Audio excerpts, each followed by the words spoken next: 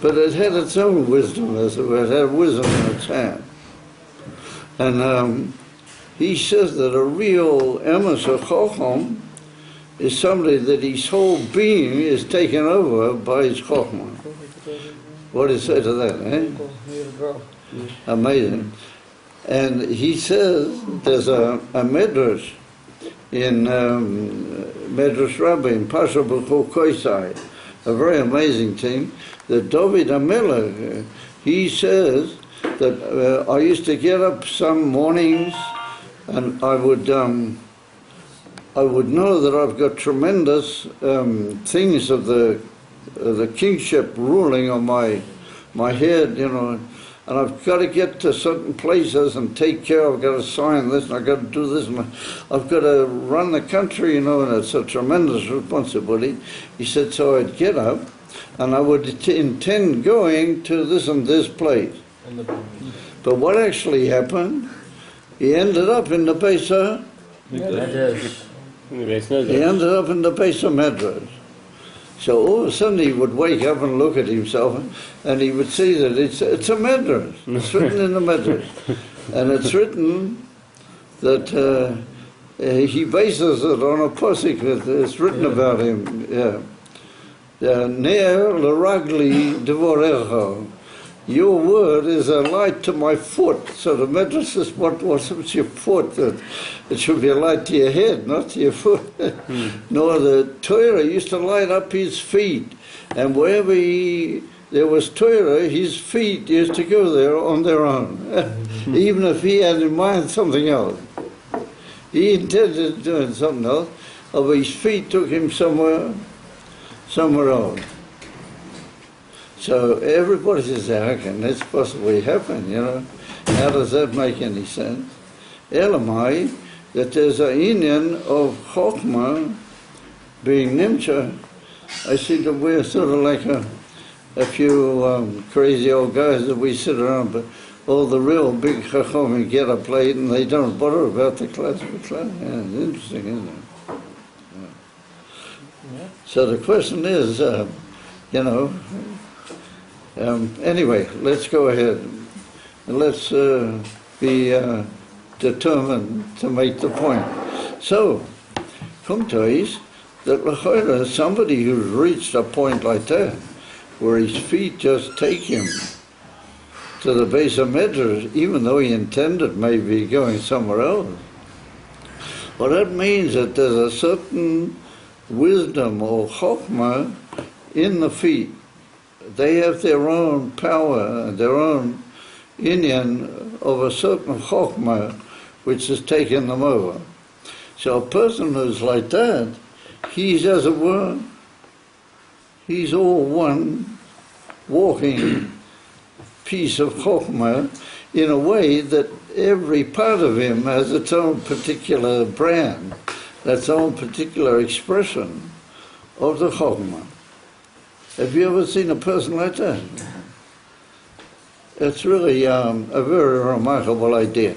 And so he finishes off the Pinchas Korita, and he says that it's written by David HaMelech at the end of Kapitel Ayin Ches, I think it is, or something. Yeah, it's written that Hashem made him the king, took him away from being a shepherd, made him a king over the Jewish people, but Funais Kapov Yan Chaim, and he ran the Jewish people with the understanding of his hands.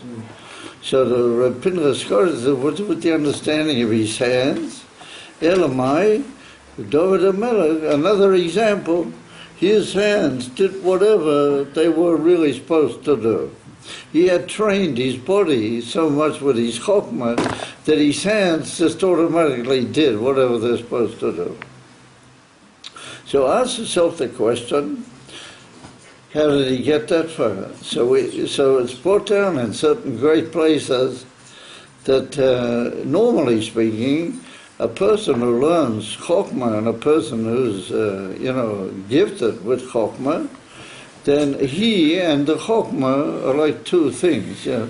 There's him, and he has to study and work hard at getting the chokhmah. Would you say that Hashem's like that? Huh? Hashem has to learn things, or he has to... No, what then?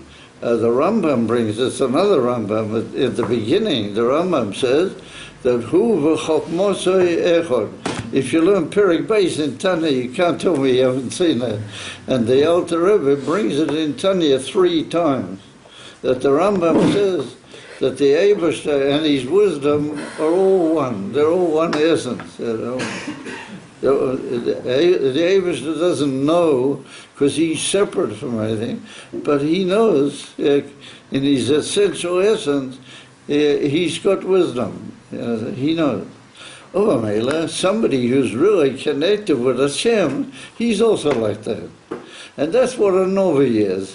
A Novi is somebody that the divine wisdom has taken him over completely, and he lives like the divine wisdom. He lives in such a way that he and his wisdom are all one thing, which means that his whole being is united with his wisdom, which means, and that's the Chachmei Lev, or that's the guys that they were, Chachmei Lev, they lived in such a way that their Chochmah had taken over their heart altogether. I don't know. Are you listening? I'm having a hard time today. Everybody's walking out. Yeah. You're right. I'm coming to that shortly. Kommt euch that somebody who's a Emerson Novi, he and the divine wisdom are all one. And he's and Hashem can talk to him because they're their buddies, they're on the same wavelength. Therefore Hashem talks to him and communicates with him. That's the whole idea of these people. And therefore the way that they knew they were genuine workers to do everything was they just said, let's get going, and the guy just did it, He's been in Mitzrayim for hundreds of years, and he just got out into freedom. Yet nonetheless he can make all these unbelievable things, because his wisdom and him are all one. Now, that's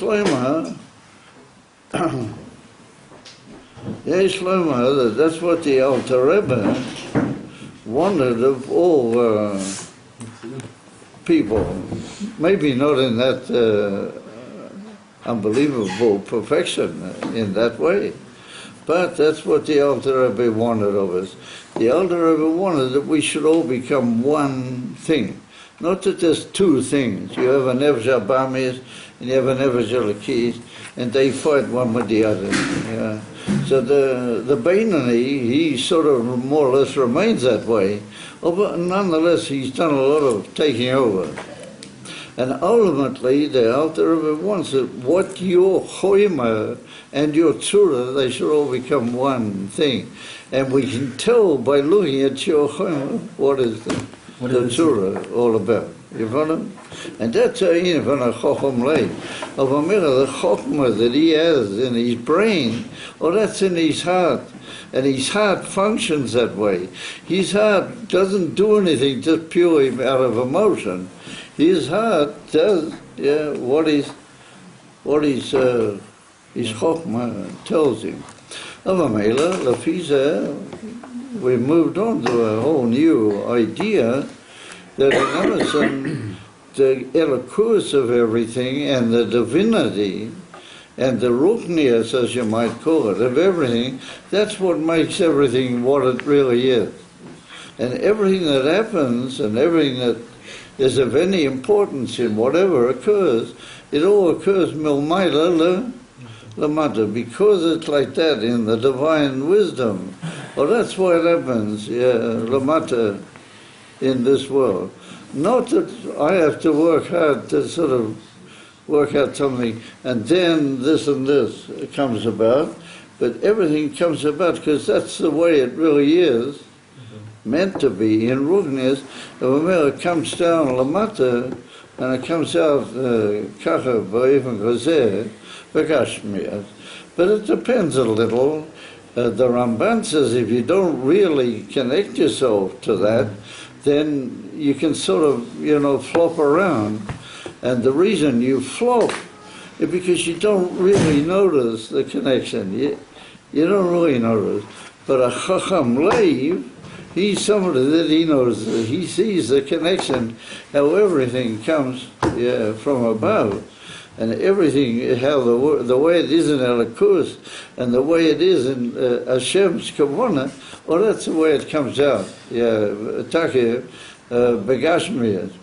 And therefore, if we go with that understanding that everything is really mishtalshel from the Rukniyas, and that's how everything becomes whatever it's really supposed to be and whatever it's really supposed to be doing, we can begin to understand all sorts of interesting things that are really governed absolutely by the Ruhniyat.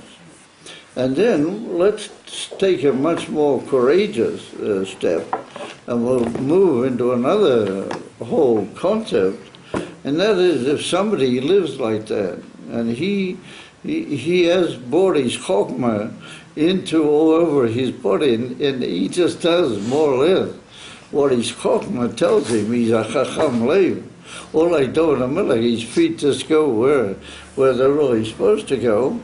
So ask yourself the question, what's with his, and like the Rambam says, he doesn't just do things. The way he does things, it has a certain divine, aim to it. He doesn't just do everything. Ask yourself the question, a person like that he's caused this union of the neshama and the guf, and they've all become like one. The tzura and the choyma are noticeable one from the other. How come this whole thing that a person like that passes away? Let's say, the zenan of him, what the world calls dying, So I'd ask the question, how does a person like that, how does the inyan of Misa get to him? Because the whole inyan of Misa occurred that somebody did a chait. And what is a chait? The Alter Rebbe says it in Tanya. The whole inyan of a chait is I say, Eino Chanami, Hashem runs the world and Hashem made the world and I'm all part of Hashem, but I've also got my ideas, I'd like to do it this way. Hashem says, don't do it that way, man. I really mean you're good. Don't do it. You say, but I have my will also. I'd like to do it this way. And that's the way chait comes in. Over somebody who is, he's a chacham lei. And the Targum Yen says he's a real novi. He's really a novi. Then how come, what's going on around here? Elamai, l'choira, a person like that doesn't really have any reason why he should pass away. Reason. So I told you guys the story. You'll say, well, you're always telling us the same story. But you know the story I told you already. But I don't know. We'll be sort of liberal and we'll assume that maybe you don't remember the story. That the Ramak was a tzvasa, and he was a very big tzvasa. And a Rizal came to live in Tzvas. And Ramak was still alive when the Arizal came to live here. And the Arizal was only here for about 1 year and 9 months. You know that. That was all. During that time, the Ramak passed away. And the Arizal went to the funeral. You know the whole story. I've told, now everybody's nodding. I told you the story. Yeah. So the Arizal went to the funeral of the Ramak. So apart from noticing, as he did, that there was a big pillar of fire and nobody saw it. But the Arizal said, what's with you guys? You can't see the pillar of fire. Apart from that, the Rizal was asked to make a funeral eulogy about the Ramah. Yeah? So what did the Rizal say? He said that there's no reason why this person should have passed away. It doesn't make any sense. There's no reason, not milmaila lamata, not milmata lamaila. So he said the whole reason is because there was a Eitz Adas, a gezerah made at the Eitz Adas. And so the Eitz Adas, people after as it were, everybody's got to pass away. But it would appear that the implication of the Arizal there is that yes and no. You have to pass away. That's our problem. We can't, how do you call it, communicate with him. But ultimately, if you were really on a high madrega, you would be able to. But you really suffer from the Eitz Adas. He doesn't. But you do. That's your problem. So when everybody heard that, you know, their eyes jumped out on stalks, and it was written down. So that's how we know it. You know, that's how we know it. That's what they. So it goes back to a Gemara, and there's a Gemara in Masechta Tainis on Daf Hey Omid Beit. And over there, the Gemara says that one person says that Rabbi Yochanan, Rabbi Yochanan said that Yaakov Avinu lo meis, Yaakov Avinu didn't die. So what do you know what the Gemara says? The Gemara says, but they had a court, eulogized him, and they buried him, and they put him in the ground. What do you mean lo meis? So what did he answer? He should have said, oh yes, give me time to think it over, you know. That is a very profound kasha, you know. What did he say? He said, Kro ani doresh. He said, I am darshaning a pasig. I have a pasig. And he said, the pasig tells me that Yaakov Avinu didn't pass away. So I laugh at all your kashas. So everybody says, I'm tossing a posik, and he brings a posik down, and he's got a very strong rive in that, but he learns very much. So what does it mean, the words kro ani dorer? What does it mean? I'm looking at the way it is in the Torah. The way it is in the Torah, that's the way it really is. You follow? It looks to you different. And you say they buried him and they put him in, that's your problem, because you live in the world. And you're part of you're all vermacht in the world. But Kro ani doret, I'm dashing a pasuk.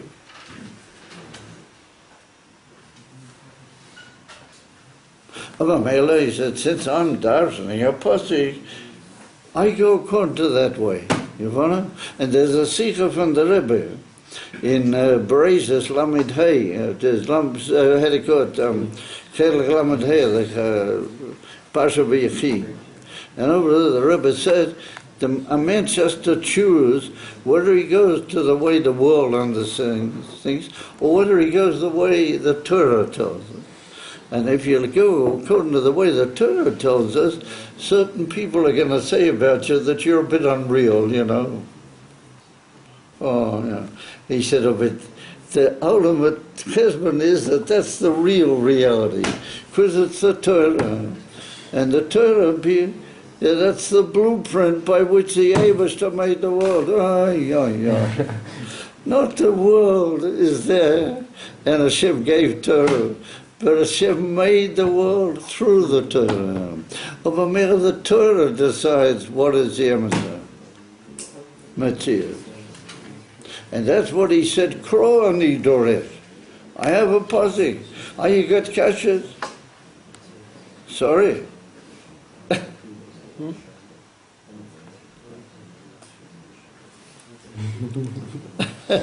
That's pretty amazing. So I'm going to now tell you another little story. I see that everybody's a bit dreamy today.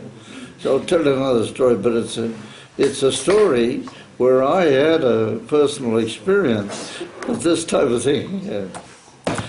So I was very, very gifted, min hashamayim, that when I began learning Gemara, this is a long time ago, way back, in the old days in Melbourne, Australia, and people said to me, listen man, you can't learn Gemara because it's very complex, you know. You have to learn, first of all, simple things, and then... So I said, yeah, but I know, but I'm very... So it was like a sort of a takeover, you know. Came along, Rabbi, a person nobody knew, nobody knows Rabbi around here. There's one person who does know him.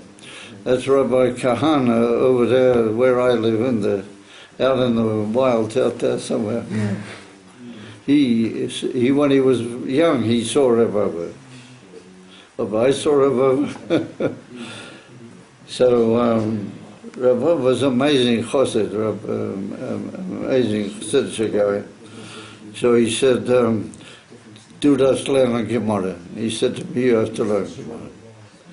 I said, oh, this is great. So he said, because Gemara is the heart for Aliyah, it's the heart of all. And just like the heart pumps chayas to everything in the whole body, Gemara pumps chayas into the whole limbs and everything of the whole Jewish people and the whole world. It's the heart of everything. That's what he said. So he said, you have to have a heart. He said, you can't live without a heart, so you have to have a heart. You have to learn Gemara. So I said, oh, here we go. So we learned Bava Basra. That's what we learned. And I didn't learn with him, only occasionally. He put me into a shiur where guys were learning Bava Basra, and I had to break my head, first of all, understand them. Because sometimes I spoke in Yiddish. And secondly, I had to work out this whole, Gemara. So anyway, one day I'm learning with Rabbi, and this is already in the second period. So it's written over there that if, God forbid, there's tzoros in Eretz Yisrael, it usually begins from the north. So the north is not... Nowadays we also say it. So it's written that Babel, the city of Babel, is also in the north. It's further up north, but it's in the north. Babel Betzofa in Eretz Yisrael. And then the Gemara says, how do I know that? And it brings a pussy that Babel is the north of Eretz Yisrael. Babel is at the north. Brings a pussy. So I'm sitting with Rabbi and I hear this, He was teaching me the Gemara. So, I had the obvious kasha. What's the obvious kasha? You guys are batlonim. Why do I need a posse to tell me that Babel is the north of Eretz Yisrael? Take yourself a compass, go outside and stand and point out where Babel is approximately. And you see the compass will tell it's the north. If you're a really cultured guy, you'll have a map. And so you take a look at the map and see that Babel is on the north of Eretz Yisrael. Or you might take somebody who's traveling anyway. What direction do you travel in if you're going to Babel? Which I go north. So what do I need a pussy? Why do I need a pussy to tell me that Babel is north of Eretz? That's the Gemara door. So Rabbi said, oh yes. He said, I was expecting you would ask that question. And he wasn't at all disturbed by the whole kasha. He said, listen man, he said, you got to learn more chassidus. I said, but you're trying to teach me the Gemara. He said, yes, but in order to make the Gemara really make sense, you got to learn chassidus. So he says like this. He said, chassidus teaches us that the world is not really a Matthias. Ein oi milvad oi, there's nothing apart from Hashem. The world's not really there. So you can't know anything from this world. Because a few will say that this world does have a little bit of existence, let's say. But it doesn't tell you anything because it's not a real existence. It's a, it's a blow. It's a trick. It doesn't really exist. Vaykhel, you can't really know anything from this world. Oh, if you have a posse, and the posse is the Hashem's Torah, and the Torah tells you that that's the Matthias. Now you know. I shall tell you that. First of all, find out how that Indian is in the Torah, then you'll know how it was, Matthias. And then if you go that way, you'll be a whole person, W-H-O-L-E. You won't be at war. What's with you, man? I'm okay. We're very, sort of slightly insulted by the fact you don't come to our class. But anyway, it doesn't matter. Sit down. It does matter, but right this moment it doesn't matter. Ismaila, so said Rababa, this is all Rababa talking to me. And he said, if you know that something is the way it is in Hashem's plan, then that you can know. But to learn from the world, you can't learn. It's a waste of your time. Don't chase after the things of the world. Learn how to do it. He said, that's what's written in Siddhas. So he said, that helps you to understand the Gemara. So the Gemara said, you want to know where Babel is? Because it's a big, later on, Babel became the whole center of the Torah. And the Rambam Paskins, that Babel's got the Kiddush of Eretz Yisrael after the Churban, Beis HaMikdash. So the Hadikat, Rahmanin Islam. So Kumteza, Babel is a very important place. So the Gemara told me that Babel is at the north. How do I know? Because I have a posse. So had you guys really had a queer of Tehran, you would have all fallen off your chairs, you know. I'm not coming to any complaint. But when I heard that, I fell off my chair. When he said that to me. And that is the spirit of Lubavitch. They used to call Lubavitch. It was a bit odd for them. Lubavitch. The spirit of Lubavitch is that first we have to look into the room. And then if it adds up into the way you would like it, very good. If not, then you have to do it the Torah's way. Don't do it your way. Do it the Torah's way. Do it the way the Torah says, then for sure it's going to be good. And even more, bring it down into such a state that it'll become part of that wisdom that you got will be in your hand, or it'll be in your foot, or it'll be in your heart for sure, and you'll be a chacham lahi. Yeah? And then you'll be a fitting person, you'll pass the exam very easily. Who should we give to make the whole in the Mishkan? So Betzalel, what a shame Betzalel is not here. He's getting a lot of units today. Yeah? Betzalel, Ben Uri, Ben Chur, he was somebody born from, somebody who was a Baal Mesiras never. He was born from somebody who really had Emerson. So he had this ability, but Nevuah, to bring down everything in such a way that he was only 13 years old, and yet he was able to make everything perfectly, and it all fitted into the divine. And he had to be the one that ran how everything was done. And the Gemara in Masechta Brachos over there says that even Moshe Rabbeinu admitted that you have got a point over me. That's what he said. And he said, you are Batzel Kel. He would be taking off.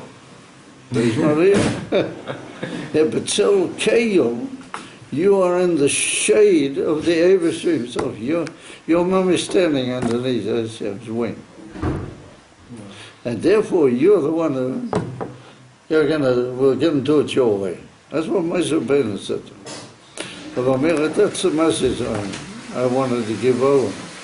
That everything, you have to first of all look in the holiness of the Torah and Siddhas and Midas Tov, all sorts of good things. And then after that, you look into the world. And if they get together, Shalom Aleichem, Ma Torah Mana. If they don't, then do it the Torah's way. For sure, it'll be good. But do it in a way that you bring it